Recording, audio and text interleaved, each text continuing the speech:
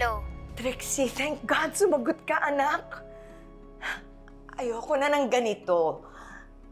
Please, umalis na tayo. Nagsabi na ako sa daddy mo. Samahan mo ako. Magbabagong buhay na ako. Mom, hindi ako sasama. I'm staying here. Kung gusto mo takasan yung mga kasalanan mo, huwag mo akong idamay, okay? Trixie, please. Ayoko nang ma-involve sa kung anumang wicked schemes mo, okay? Me knowing all the evil plans you had from the very beginning is more than enough punishment for me. And na-achieve ko yung peace of mind na hinahanap ko since nung dumating ako dito sa Cebu. I'm not going to make things worse by escaping. Trixie naman. Ma'am, wala na akong pakialam sa pinasok mong gulo. Save yourself. But please, spare me and Dad.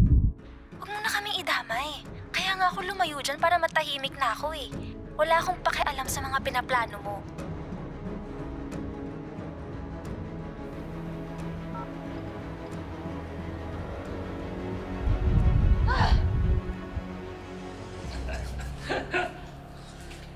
Hoy, bossing! Wala ka na sa mansyon mo! Relax ka lang, pare. Simula pa lang to. Mahabang-habang gabi ang bubunin mo rito.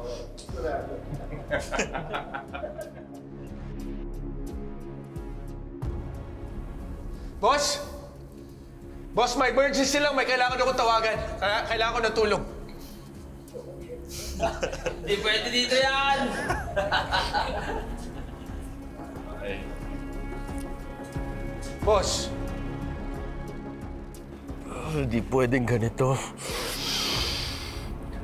Kailangan kong makaalis dito. Kailangan kong makaisip ng paraan kung paano ako makakaalis dito.